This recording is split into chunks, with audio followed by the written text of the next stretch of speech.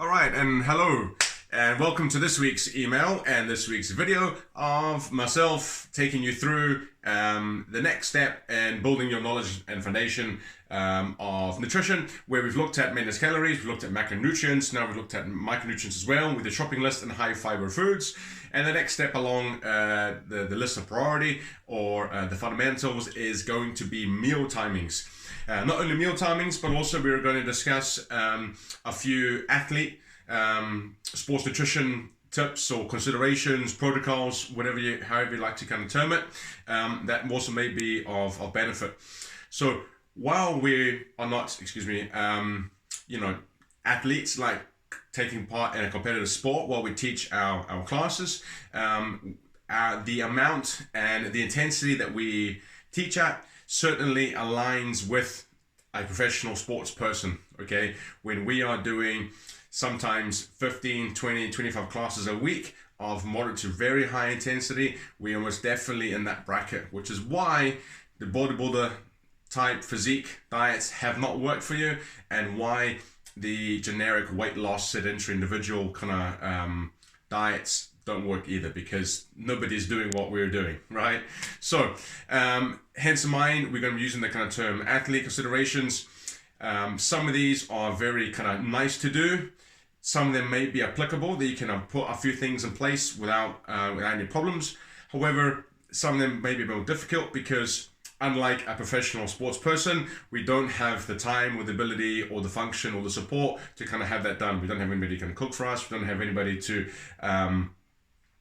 just keep an eye on work for a while where you go and do X, Y, Z, or plan your meals, prep your meals, and sometimes when it's meant to be, say, a 30-minute or 60-minute before the class, and we're either driving somewhere or we're going over some choreo notes or whatever it may be, then we can only do what we can do, if that makes sense, okay? So you may need to tweak and try them out. However, I think there is some really great and valuable information here that you may or may not have seen before. So it's going to be good. Hopefully I'm going to make it too technical, too overly complicated. Again, if there's anything that you're unsure of, make the notes, pop into the live coaching sessions, and we can go over it there and then. Okay, so hopefully you can see the whiteboard behind me fairly well, fairly clear. I will try and not talk too fast through the video and explain things as best as I can. Okay, now I'm very aware of writing up a whole lot of stuff on the board and then your attention kind of goes all over the show, but I don't want to be, I've got terrible handwriting and I don't really want to be writing out stuff quickly while I'm talking quickly and fast and thinking about stuff and then end up making a big kind of meal of it. So try to kind of follow the direction on the board one step at a time and try not to be too tempted to look elsewhere, okay? If you're really doing that, that's fine, there's no worries, okay? Cool, so let's jump straight into it, shall we? So we'll start off with meal timings. So ideally, so all this information has come from the American Dietetics Association. It's come from a book from the IOC, Nutrition for Athletes. It's come from the American Sports College, and also through a few conversations with people that work with athletes at the Scottish Institute of Sport, like the swimmers and whatnot as well. Okay, so that's where all this kind of has come from. There are a few tiny little differences, but majority of the same stuff. It's regarded the same the whole way kind of through, okay? So have a great deal of confidence. Everything that I'm going to be telling you is 100% pukka, and yeah. Right, let's get to it. So meal timings. So ideally, now we've got our macronutrients, and you can see that particularly on our heavy and high days, our high activity days, we need to eat probably a lot more carbohydrate than we have done in the past. So meals, we can kind of put them into three kind of categories, literally. First one, ideally between 2 and 4 hours before, like your double, before your sporting event, okay? So before your evening double or your morning double or lunchtime double, whenever you got a lot of intense exercise and training and teaching to do, ideally between 2 and 4 hours, we are looking for a large meal, okay? For a good pukka meal. I would call it your lunch, call it your dinner, call it your supper, whatever it may be, okay? Protein is going to be about moderate, and that should tie in nicely with the amount of protein that you need to have from your macronutrient profile anyway, all right? Moderate protein, high carbohydrate, obviously, because you want the energy. We want the glucose, we want the carbs, we want the fuel to go out there and rock and smash your classes. Fats, ideally more slightly on the kind of low side, and that again should tie into the macronutrient split or profile that we have created for yourself previously, okay?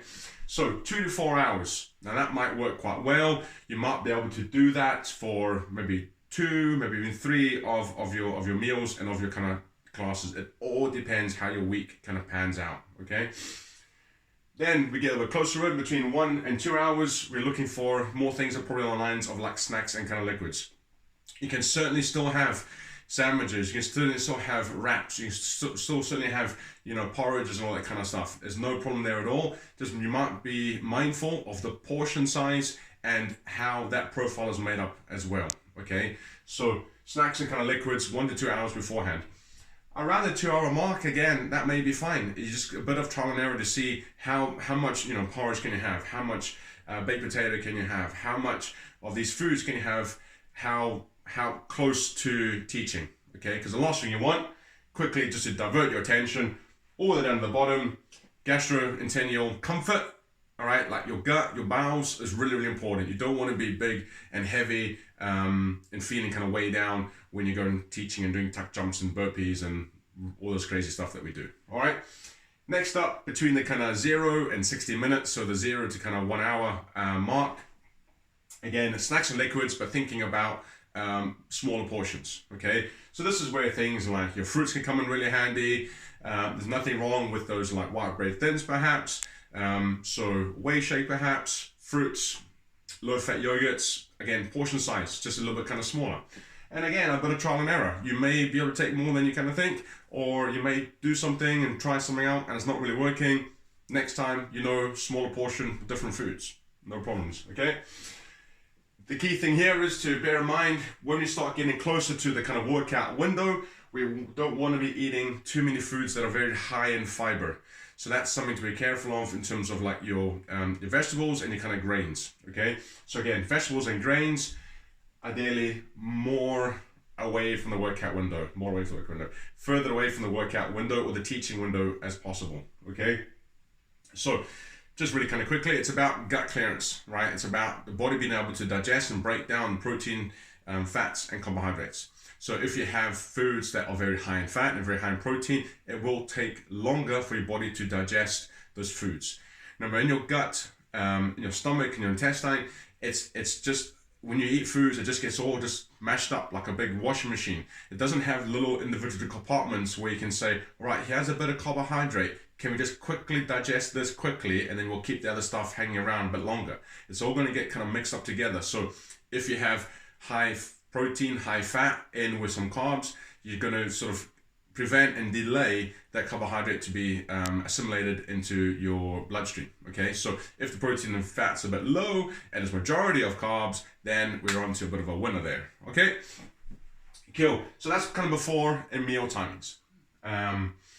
Next up, the kind of intra, right? Intra, so the during the workout, the during the sports event, the water bottle, the drink that you have while we teach pump, grit, RPM, balance, attack, you name it, okay, whatever.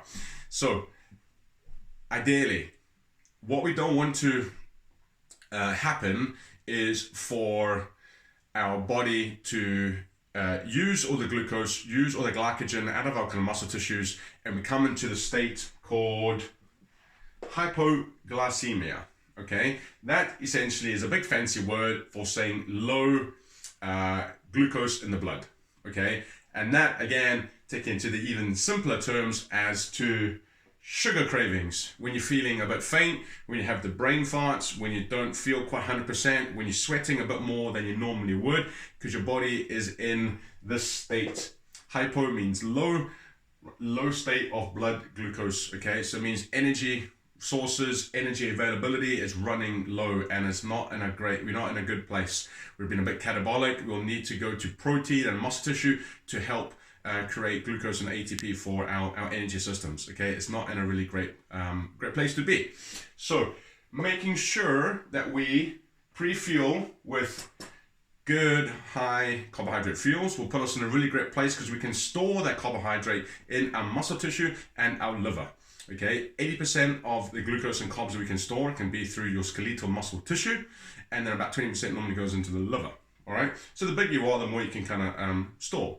But however, on the average kind of person, you can store anywhere between about 400 and 500 grams of carbohydrate. Okay. So when we're eating the 350 grams of carbohydrates, bear in mind, it's all good. It's going to go to the muscle tissue. Okay. So anyway, back to the intra drink. So the intra drink, we want to help maintain that blood glucose level in our bloodstream so the ATP can be quickly diverted into energy and help us keep washing out the reps and the jumps and the burpees, etc., etc. So there are a number of different ways we can do this. Different carbohydrate drinks, essentially to keep it relatively simple, every type of carbohydrate always breaks down into a glucose, right? Glucose, galactose, and fructose. So fructose from fruits, and galactose from dairy and from milk. So if we have a glucose only drink, okay, which is perfectly fine, we can consume anywhere between 30 to 45 grams of carbohydrate per hour. Okay, so that's not a bad thing to have. So when you're struggling to get, the 300 grams of carbs in, if you have 30 grams of carbohydrate per hour of teaching, if you teach for 3 hours, that's 90 grams straight away that you can drink, that you can use for fuel without really having to eat, rice and potatoes and all the other kind of stuff, right? So it's onto a complete winner. The upper limits of how much glucose your body can digest without causing gut discomfort is about 60 grams. So it's about 1 gram per minute. So nice and easy. It's 60 grams is like the upper limit. So if we keep it between about 30 and 45 grams from glucose only, then we can still provide plenty of fuel, plenty of glucose readily available into our bloodstream to the working muscles to allow you to keep bashing out the intense teaching, okay? So glucose only, 30 to 45 grams. Now if you buy a tub of carbohydrate intra drink, easy enough, read off the label, 1 scoop, 1.5 scoops per a liter drink, and then think about trying to make sure you drink that with every class, within every hour, okay? Might seem a lot at first, but you can always scale it back. Think about drinking 500 to 750 mils of water per class with 25-30 grams of carbohydrate in it, okay? And notice the difference. It'll be a huge difference. If we want to take it to the next step, okay, so again, for somebody perhaps, if you guys are a bit more, into competitive sports, or if you are teaching that many classes, if you're on the 20 to 25 classes per week, okay, and if you're doing any additional sports, running, cycling, lifting stuff, whatever, then we have the option as well of also using glucose and fructose, okay? So 2 simple monosaccharide carbohydrates that will provide ATP and energy to your muscles. One of them use a different transport system than the other, all right? Fructose use a little thing called GLUT5. It's a different transport mechanism. It's a different site within the intestine and a different way. So think about glucose using UPS, right, to deliver, and think about fructose using FedEx, okay? They don't compete over the same pathways, which means that you can have your 45 grams to 60 grams of glucose, and you can add in about 30 grams of fructose.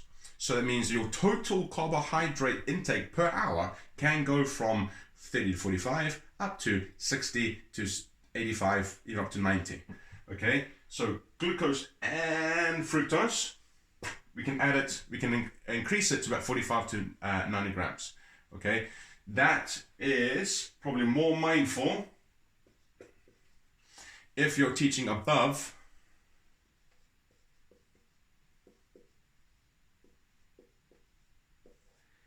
above 3 hours per day. So if you're hitting around the 4, 5, 6 classes a day, that might be worth consideration, okay? However, I would probably start off with the fundamentals, start off with the basics, and just ensure straight away that you're getting 30 to 45 grams of carbohydrate with an interdrink into your body, okay? And see how that goes. Check out the difference that's gonna do for you, and it'll help you meet your macronutrients and your total calories without worrying too much about it, okay? And if you need, I can always, I might even do it, just add a couple of links of where you can get these such drinks, okay? However, bear in mind, it goes all back to the fundamentals first. Total calories, macros, micronutrients, and then the meal timings and everything else, okay? So don't get bogged down if it seems a bit much and a bit too tricky. It's the stuff that we can definitely use and incorporate into our nutrition while we teach. Okay, so all that's kind of done. That's before and then intra. Okay, now moving on to after. So after the classes, so say it's a morning class, you got doubles on, pumping into attack or something like that, and now comes it's 12 o'clock and it's refeeding time before you go teach again in the afternoon, or go again teach later in the evening at 6 or 7 or 8 o'clock. Okay, so this is where it can get a bit kind of tricky from the kind of sports mindful stuff, but I'll try and keep it really simple and really applicable into how we can incorporate those kind of intricate little details into our kind of daily habits. So afterwards, so the most important thing afterwards now is that we've kind of emptied the tank, we've depleted blood glucose, the glycogen stores, the muscles are lower, so we need to top it back up, okay? The analogy that I'm sure you've heard before, it's like tearing it up around a race car track, right? Couple laps, run, fast as you can, hair and screeching all over the place. Gas tank is now down low, right? Put the car away for the next night, and then you want to go again the next day. But gas tank is still low, okay? We need to top up the energy levels, top up glucose in our muscle, so we can store it as glycogen. So the quickest way to do that, the quickest way to replenish muscle glycogen is applying the protein to carbohydrate ratio of 1 gram of 1 to 2, right? 1 to 2. So if you are 60 kilograms in body weight, you want to go for about 30 grams of protein and about 60 grams of carbohydrate. Ideally, some will say within 30 minutes, some will say within 60 minutes, okay? For us, and for you, for me, as soon as you can, okay? As soon as you can. If that means 20 minutes and your body's ready to take in a bit of food, go for it. If you need to wait till 45 minutes, go for it. Just try not to wait more than an hour, okay? Sooner the better. Just 0 to 60. Anywhere in there that suits you, get it in, okay? Now looking at, again, professional athletes in terms of complete muscle glycogen replenishment, the 0 to 4 hours is very important, okay? And the guidance is roughly around about a gram of carbohydrate per kilogram per hour. So you got to try and repeat that again 4 times over. Now, I know that might seem a bit difficult and a bit, we can't sort of sit around every hour and just stop doing what we're doing and eat food and stuff as much as most of us probably would like. However, it's very imperative to put that mindset into us that for that first 4 hours afterwards, particularly if we are teaching again within 8 hours later that day, that 4-hour window is literally protein carbs with a little bit of fats, okay? And protein and carbs should ideally be going down in the ratio of 1 to 2, okay? So if we're having a protein, intake around about the 25 to 30 kind of grams, then it aligns nicely for the carbs to be anywhere between, 50 up to 80 up to 100 grams, right? So kind of try and make it a bit kind of clearer. Within an hour, we want at least 30 to kind of 60, okay? We want to try and get that in. Now that can be shakes, that can be any food that you like, literally any food that you like, okay? Again, a bit kind of low in fat if you can, but whatever that suits you. It can be white potato and stuff, can be a bit of tuna, can be whatever suits, generally really, okay? So within the first hour, we get that in, right? So straight away, put that back into the body, fantastic, okay? Then within that next 4-hour window, so this takes you up to say the first hour, then you've got another 3 hours to try and get in another big meal in along those ratios. Now, if you're really kind of busy, that meal, so let's argument kind of sake, you finish teaching at 12 o'clock at lunchtime, right? You have your lunch at 12:30, and you get in about 30 to 40 grams of protein and about 60 to 80 grams of carbs, right? Ideal, okay? Then 4 hours from there is going to be 4 o'clock, okay? But you're going to be teaching again, say at 7 o'clock. So the key there is, again, think about your next before and think about that 4-hour window. So around about 3 o'clock, you're going to want to try have this big large meal with moderate protein and high carbohydrate. Guess what that meal will kind of look like? That meal will look like a moderate protein and a high carbohydrate. But now, because it's like a larger meal, you can keep that at 30 to 40 grams, and you can make carbs again, 60, 80, whatever kind of grams. So that's going to be like your large meal. All right, so within that 4 hour window, you've had 2 opportunities now of replenishing muscle glycogen in the most optimal, maximal, best way possible by sticking to the ratios, and you've had 2 kind of goes at it, if that makes sense. Okay, you've had the one go immediately, say, 30 minutes, and then 2 hours later, or 2.5 hours later, bang, within the 4 hour window, you've had your next meal. And that meal actually serves as your pre-meal for the evening classes, okay? And then again, nothing stopping you from, say, be around 5:30, 6 o'clock, whacking down a bit of banana, a bit of a snack, a bit of fruit, whatever it may be, okay? So hopefully that kind of helps, okay?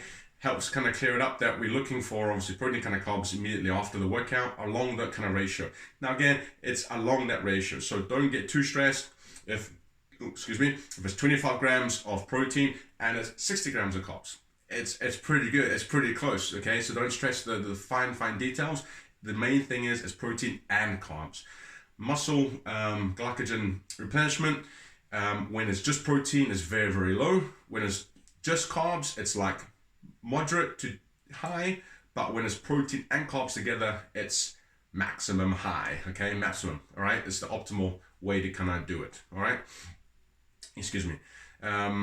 So yeah, I think we've covered most of the kind of fundamentals of a few athlete considerations in terms of intra-carbohydrate drink, okay? And I know, speaking previously with our fitness instructors, it's just water, while you're teaching, an hour, 2 hours of really, really intense exercise, and we're all telling us, everybody, I've just burned 1,000 calories, I've just burned 500 calories in that 45 minutes, Right, what energy, what carbs have you put back in your body within an hour? Well, I've drunk 400 mils of water. Okay, well, water's great. We want to stay hydrated. Okay, cool, good. But there's no fuel, there's no carbs, there's no electrolytes. Okay, and that's why afterwards, crashing for a bit of Red Bull. I'm so hungry. I just want to scoff all this very, very sugary stuff. Okay, because the body is like waving its red flag. The little sirens are going off, going, man, I'm in this state, low glucose, low carbs, low energy, okay? So, it's just something to think about, okay? Definitely, first protocol, I would start off with intra-drink. Start off small if you want to. Start with the 500 mils per hour, and then the 750, and then the hour, but keep that kind of 30 kind of 40 gram ballpark, and just see how it goes. It might take a little while. You might need to kind of tweak your drinks, but give it a bash, all right? Along with our kind of meal considerations, so we try to keep the fiber away. We try we try be mindful of a protein and kind of fat, just because it slows down that digestion closer to the teaching and training window. A couple of other small little points before I leave you. It's been a bit of a long one, this one. Carbohydrate and glycemic index, okay? So this is where the mindset of if it's a simple carbohydrate, then it's bad, and if it's a complex carbohydrate, then it's good. That's a bit of misconception. It's been mishandled, and we get into this mindset that a fruit or a bit of chocolate is bad because it's going to spike my glucose, and insulin's going to go off the wall, and I'm going to get fat, or something ridiculous like that, okay? Or I can only eat vegetables because it doesn't affect my blood glucose. You've got hormones within our bodies. You, me, we've all got hormones in the bodies of glucagon and insulin, and they control these blood glucose levels, okay? Your body's aware when you do have a lot of blood glucose around, and it levels it out as you kind of need. Your body is a genius, utter genius, all right? Let it do what it needs to do. The other thing to bear in mind with glycemic index and glycemic load is the portion size. So because you had a chocolate, like a normal just chocolate or an apple, so although the glycemic index might be really high, if the portion size is low, it's not going to make a massive impact because you're not eating much of it, okay? So if you have like 2 slices of white bread it's not going to shoot your blood glucose through the roof and cause all hassles. It's not, because it's fairly small portion. Okay, so don't get too wound up on the GI. It's fairly useful to have and to know, but it's more something just be kind of appreciative of, really. And glycemic load is probably the more accurate way of figuring out how the foods is going to affect your blood glucose levels. Okay, and I remember what I said before. We don't have the individual compartments within our gut and intestines. It all gets mixed mashed together. All right, so something to bear in mind. Carbs and GI. Last meal before the bed. So over the years, a very, very kind of common thing is obviously when you come in late at night, 9 o'clock, 10 o'clock, knackered, tired, sore, want a shower, and want bed. Okay, no problems. fully get that. All right. I used to teach a double through in Edinburgh Village. By the time I got home, was back at 10 o'clock. The idea of staying in the kitchen for half an hour, cooking something up, just wasn't really happening. Okay. However, like the race car analogy around the track, this is your last chance to put good fuel and micronutrients, vitamins, minerals, fiber back into your body before you go on a 6, 7, 8 hour, 9, whatever fast overnight while you sleep, and then wake up in the morning and kind of get your morning routine kind of going. So it's really important to try to put some fuel back in. Some of the food diaries I've seen, it's biscuits and it's a bit of Rice Krispies and it's a bit of something else or whatever else. It's very small stuff, 2 slices of toast or whatever. Okay, fine. It's try to, if you can, plan, prep, go for, a sort of healthy chicken pizza if you need to. I will include a link to Prep Kitchen, have some really healthy microwave meals there. So ping it in the microwave for a couple of minutes and you still get a decent meal that's got balanced and split macronutrients all over the place. So you got to think about plan A's, plan B's, and plan C's. So if you can't do plan A, 500 calories or 800 calories from a microwave meal, from a pizza, is better than no calories in, or 100 calories from 2 biscuits. Okay, so hopefully we kind of get into that mindset that, all right, you're not going to have this really great meal and really wholesome meal and everything else. Fine.